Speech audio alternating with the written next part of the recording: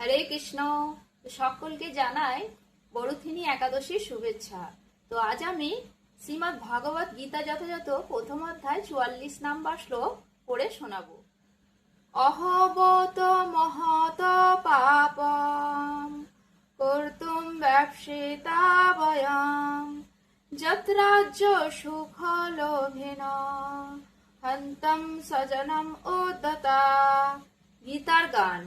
হায় হায়, মহাপাপ করিতে উদ্যত হয়েছি আমরা, শুধু হয়ে কলুষিত। রাজ্যের লোভেতে পড়ে এ দুষ্কার্য করি, সজ্জন হনন এই উচিত কি হরি। অনুবাদ। হায়, কি আশ্চর্যের বিষয় যে আমরা রাজ্য সুখের লোভে সজ্জনদের হত্যা করতে উদ্যত হয়ে মহাপাপ করতে সংকল্পবদ্ধ হয়েছি। তাৎপর্য: স্বার্থসিদ্ধির জন্য মানুষকে মাতা পিতা ভাই বন্ধুকে হত্যা করতে দেখা যায়।